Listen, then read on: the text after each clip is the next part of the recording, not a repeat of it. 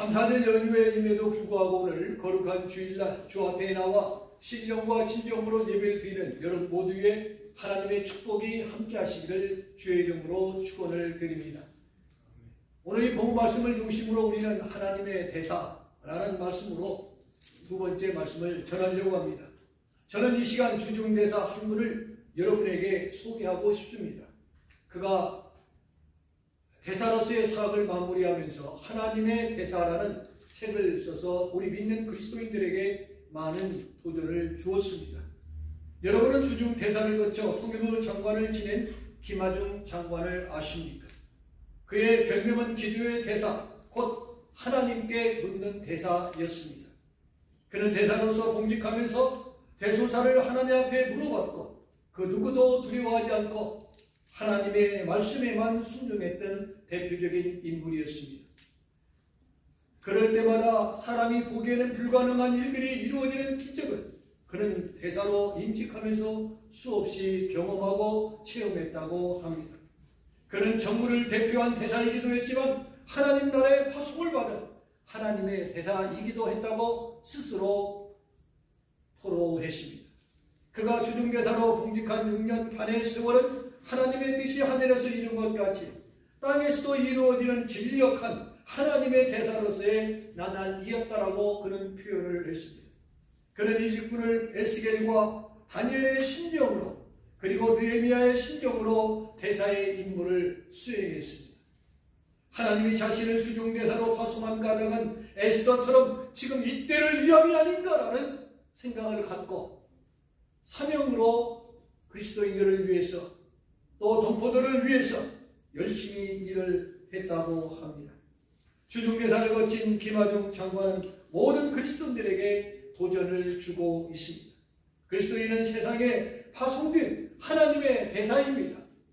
이 대사 직분을 감당하기 위해서 수행하려면 하나님께 묻고 하나님의 은혜로 감당하여야 될 것을 말씀해 주고 있습니다.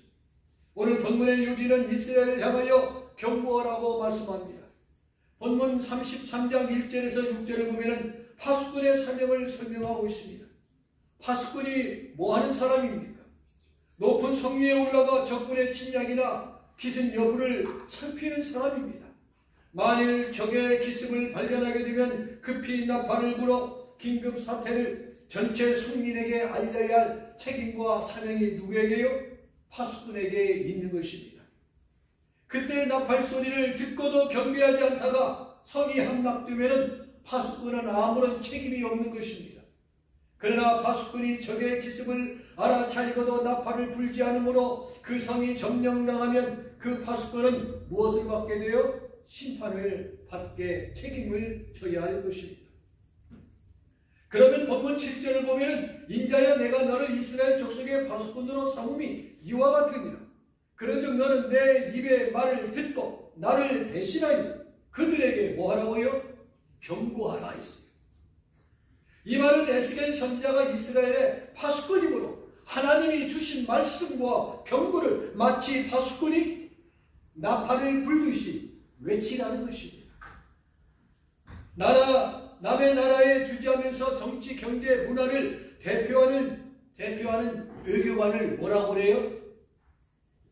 대사라고 합니다. 대사. 에스겔은 하나님이 이스라엘 백성에게 보내신 뭐예요?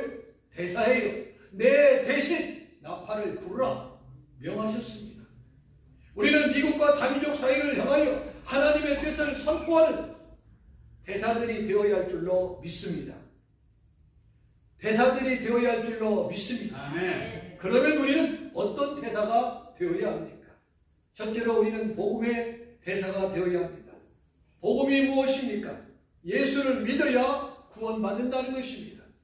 예수님만이 우리의 유일한 길이요 진리요 생명이심을 선포하는 것이 복음인 것입니다.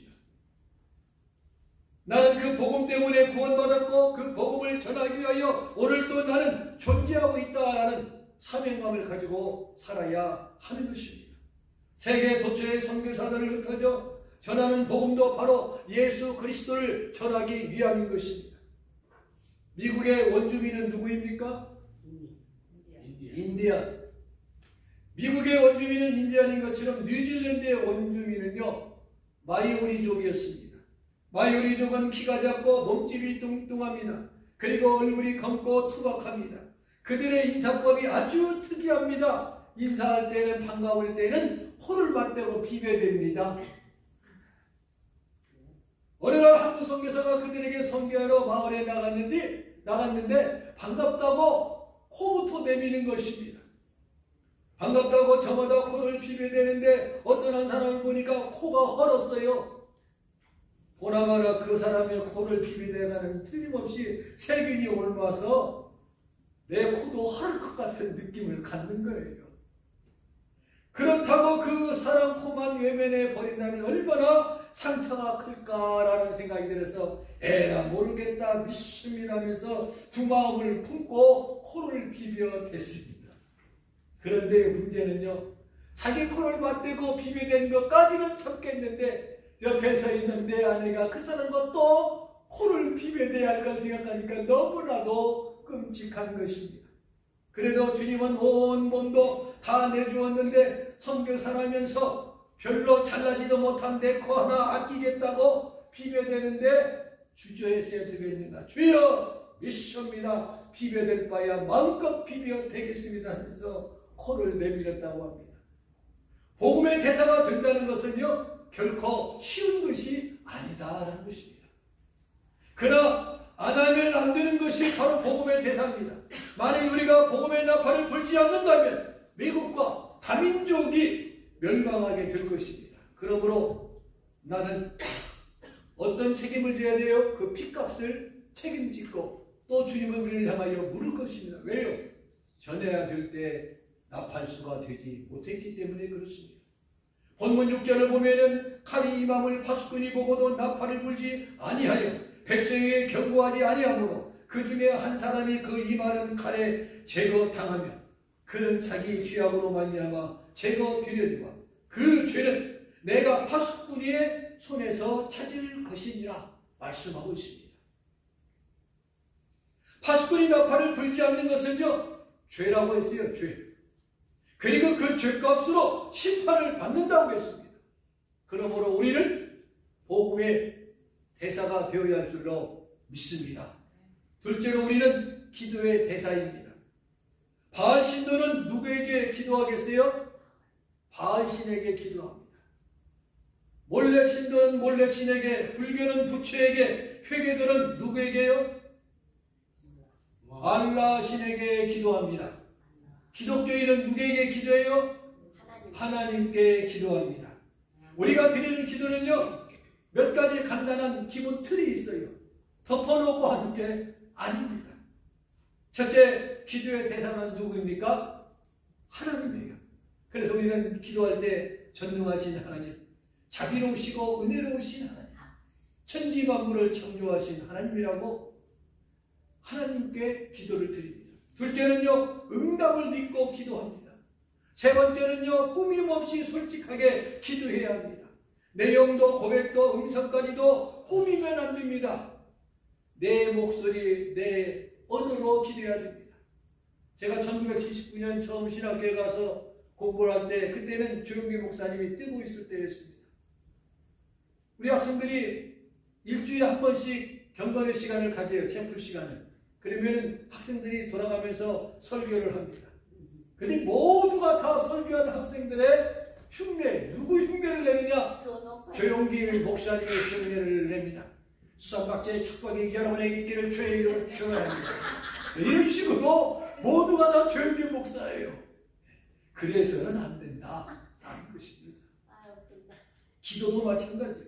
그리고 네 번째 기도는요, 간절하게 해야 됩니다. 다섯 번째 기도는요, 개인 기도는 기도가 길어도 되지만 대표 기도는 짧아야 됩니다. 특별히 주일 예배 대표 기도는 2, 3분 이내에 끝내야 됩니다. 저희 세 분의 대표 기도는 아주 모범적으로 잘 진행하고 계십니다. LA에 있는 모 교인은요, 장로님의 기도가 길면은 뒤에서 담임 목사님이 바지를 당기는 걸 했어요. 물론 당회에서 결정된 사항입니다. 저희 교회도 언젠가 얘기를 했는데 한 번도 바지를 당길 기회가 없었습니다. 어느 뜨거운 여름철 주일 예배가 끝난 다음에 성가대 연습이 있었습니다. 땀을 흘리며 열심히 연습하는 성가대원을 격려하기 위해서 성가대장 장로님이 아이스케이크를 사가지고 와서 하나씩 돌렸습니다. 돌리고 보니까 주의자가 그냥 먹기는 멋쩍잖아요. 가지고 오셨으니까 우리 성가대원을 위해서 우리 대장 장로님께서 기도도 해주시면 참 고맙겠습니다. 분명히 주의자는 장로님께 간단하게 기도해 주시면 고맙겠습니다 라고 했습니다. 그런데 그 기도가 창세기로 시작하여 그칠 줄을 모릅니다. 문제는요, 아이스케이크가 녹아 내려가고 있었습니다. 그런데 녹는데 어떻게 손이신 소리가 빨아먹는 소리가 납니다. 기도가 끝나고 나니까 아이스케이크는 온데간데 있고 하나씩 꼬쟁이만 들고 있었다는 것입니다. 그래요. 이거는 조구입니다만 대표 기도는 짧으면 짧을수록 좋은 것입니다. 예배를 위하면 그 예배를 위한 것으로 간단 명료하게, 식사를 위한 거라면 식사를 위한 간단 명료하게 하면 되는 것입니다. 여섯째, 쉽게 기도해야 합니다. 어려운 문장이나 문법의 구성을 생각할 필요가 없어요. 나는 그래도 대학원 박사니까 쩍쩍 폼나게 한번 해야지. 이런 식으로 해서는 안 되는 것입니다. 자연스럽게 언어를 선택해서 편하게 하면 되는 것입니다. 마지막 7번째는 뭐예요? 예수님의 이름으로 기도해야 합니다. 어느 분은 기도하다가 예수님의 이름으로 기도하겠습니다 라는 말을 잊어버려가지고 계속 뱅뱅 돌다가 옆에 있는 사람이 예수님의 이름으로 기도합니다 아멘 대신해 준다는 실화도 있습니다. 우리는요, 기도해야 할 사명을 받은 파수꾼입니다. 기도는요, 쉬면 죄입니다. 기도는 영혼의 숨소리와 같기 때문에 기도 소리가 작아지고 줄어든다면 영혼의 숨이 가물어진다라는 진단을 내리면 될 것입니다. 기도를 소홀히 하거나 기도를 멀리하거나 기도를 게을리하는 것은 그 영이 병들어가고 있다는 증거 중에 하나가 되는 것입니다. 우리는 자신을 위하여 깨어들 기도해야 합니다. 우리는 가정과 자녀를 위하여 기도해야 합니다. 그리고 교회와 민족을 위하여, 다민족을 위하여 기도해야 합니다. 이곳에 이 영광이 있도록 태평양 너머와 미국에 살고 있지만 우리는 조국을 위해서 기도해야 합니다. 비판적인 입장보다도 잘 되게 해달라고, 좋은 소식 들리게 해달라고, 좋은 모습 보게 해달라고 나라와 민족을 위해서 우리는 기도해야 할 줄로 믿습니다. 미국의 대통령이 마음에 안 들더라도 임기 동안 잘 마무리하고 끝내게 하여 주시옵소서. 가능하시면 짧은 시간 빨리빨리 지나가게 하여 주시옵소서. 이렇게 기도를 해야 돼요. 왜요? 많은 분들이 힘들고 어려운 시간들을 보내고 있기 때문에 그렇습니다. 기도의 발소리가 들리지 않는다면 우리는 기도의 대사가 될 수가 없습니다. 그러므로 기도의 대사가 되기 위해서는 항상 깨어 기도해야 함을 잊지 마시기 바랍니다. 마지막으로 우리는 신앙의 대사가 되어야 합니다. 하나님께서 에스겔 선지자에게 이스라엘을 향하여 경고하라고 하신 목적이 있습니다. 그들로 하여금 올바른 신앙생활을 정립하고 하나님을 섬기는 자가 되라고 하기 때문에 하나님의 믿음의 대사가 되라고 외친 것입니다. 다시 말하면 그들에게 바른 믿음에 대하여 말하라는 것입니다. 우리는 믿음의 대사들입니다. 나의 믿음은 나만의 믿음으로 끝나는 것이 결코 아닙니다. 내 믿음은 많은 사람들에게 영향을 주고 있다는 것을 우리는 기억해야 합니다. 첫째, 부부간에 서로 영향을 줍니다. 베드로전서 3장을 보면은요, 믿지 않는 남편이라도 아내의 단정하고 정결한 행위를 보면서 예수 믿고 구원받는 역사가 일어난다고 했어요. 그런가 하면 남편의 신앙과 인격 때문에 아내가 예수를 믿는 경우도 있다고 했습니다. 반면에요, 남편의 불신과 부도덕 때문에 아내가 지옥에 가는 사람이 있는가 하면 여자 잘못 만나 신앙과 인생이 망치는 사람도 있다는 것입니다. 둘째로 부모와 자식 간에 서로 영향을 줍니다. 자녀들은 부모님의 언행과 신앙을 보고 배웁니다. 늘 듣고 배운 것이 부모님으로부터 영향을 받게 되어 있어요. 그러기에 사람은 어떤 사회적인 동물이라고 말합니다. 돌연변이가 있기는 합니다만 대부분의 부모의 신앙과 삶의 영향을 받으면서 자라는 것이 사람입니다. 훌륭한 신앙의 부모 밑에는 훌륭한 자녀가 있습니다. 모세는요, 어머니 요게벳의 영향을 받고 자라 훌륭한 민족의 지도자가 되었습니다. 사무엘 역시 어머니 한나의 영향을 받아 영적 정치적인 훌륭한 지도자가 되었습니다. 그런가 하면 자녀 때문에 예수를 믿고 구원받은 부모도 있습니다. 그러므로 부모와 자식은 서로 영향을 주거니 받거니 하면서 생활하고 있다는 것을 늘 염두에 두고 삼가 조심해야 될 줄로 믿습니다. 삼가 조심해야 될 줄로 믿습니다. 왜? 영향을 주니까요. 그 대신 좋은 것은 계승해 나가고 나쁜 것은 내 대해서 다 끊어 주시기 바랍니다. 그래서 우리 가문이 해가 거듭할수록 좋은 모습으로 발전해 갈 수 있는 축복된 가문들이 되기를 축원합니다. 아멘. 셋째, 이웃끼리 서로 영향을 줍니다. 이웃이란 나와 더불어 인연을 맺고 살아가는 모든 사람입니다. 친구나 이웃집, 동창이나 동네 사람이 거기에 포함됩니다. 내가 어떤 믿음 생활을 하느냐에 따라서 다른 사람에게 좋은 영향을 끼칠 수도 있고 나쁜 영향을 끼칠 수도 있습니다. 그리고 손해나 상처를 줄 수도 있고 유익과 덕을 끼칠 수도 있습니다. 그렇게 볼 때 우리는 믿음의 대상이나 대사다라는 것입니다. 저는 지금도 기억합니다. 아주 오래전 이야기입니다. 여러분 혹시 로스 페로 대통령 후보를 기억하십니까? 페로, 자그마한 1992년과 96년 두 번 대통령 후보로 나섰습니다. 그때 누가 대통령 됐었습니까? 빌 클린턴 대통령이었어요. 두 번 다 졌습니다. 1992년과 96년에 대통령 후보로 나섰지만 각각 빌 클린턴에게 패배했습니다. 그런데요, 미국은 크게 두 정당이 있습니다. 공화당과 민주당. 공화당과 민주당, 미국 대통령 선거에서 제3지대 후보로 나서가지고 지금까지 역사상 10% 이상의 득표를 얻은 사람은 페로 단 한 사람입니다. 1991년 4월 대통령 후보로 나서기 전 대통령 후보로서가 아니라 기업인으로서 일본을 방문했습니다. 방문한 이유는 일본과의 합작회사를 만들기 위해 있었습니다. 합작회사를 만든 다음에는 꼭 무엇을 합니까?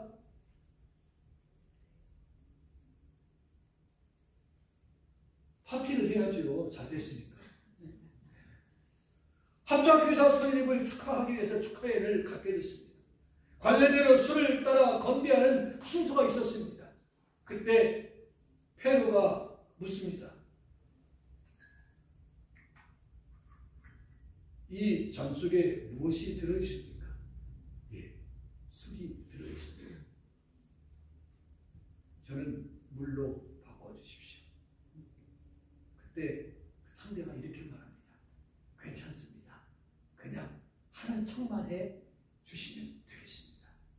그때 페로가 말합니다. 형식으로 건배하지 않은 것인데 저는 그걸 용납할 수 없습니다. 왜? 마시지도 못할 것. 회중들을, 축하객들을 속이는 것이기 때문에 나는 거짓말할 수 없습니다. 지금 당장 물로 바꿔주십시오. 나는 건배하고 이것을 마시고 싶습니다. 그 내용이 사진과 더불어서 큰 기사에 나왔습니다. 저는 그 기사를 본 다음부터 페로 후보를 참 좋아했습니다. 작은 거인이다 할 정도로. 그야말로 신선한 바람을 쐴 기분이었습니다. 당시 나에게 선거권이 있었다면 저는 페로에게 선거를 했을 것입니다. 교회에 가면 예수 믿는다고 기독교인 행세를 하고 그야말로 그런 사람이 우리 정치인 주변에 얼마나 많습니까? 천주교에 가면은 나도 영세 받았다고 천주교인 행세를 하고 절에 가서는 부처님 은공을 나는 늘 기억한다면서 불교 신자 행세하는 정치인들 우리는 신뢰할 수가 없습니다. 신선한 바람을 일으키는 우리는 믿음의 대사가 되어야 할 줄로 믿습니다. 신앙이란 역사나 정황을 따라서 변하는 것이 결코 아닙니다. 내 믿음을 올바로 지키고 그 믿음을 증거해야 하는 것입니다. 내가 가는 곳마다 그리스도의 증거가 되고 선포되어야 합니다. 내가 사는 곳마다 예수님이 드러나고 하나님의 영광이 드러나야 한다는 것입니다. 우리는 모두가 하나님의 대사입니다. 우리는 모두가 하나님의 대사입니다. 이제 말씀을 마치겠습니다. 우리와 같은 믿음의 길을 가기를 간절히 소망합니다. 성령을 의지하고 참여하는 놀라운 인생이 시작됩니다. 놀라운 기적이 우리 주변에 일어나게 될 것입니다. 우리 교회는 복음을 전하고 기도하는 하나님의 대사들이 우죽순처럼 일어나기를 주님의 이름으로 축원을 드립니다.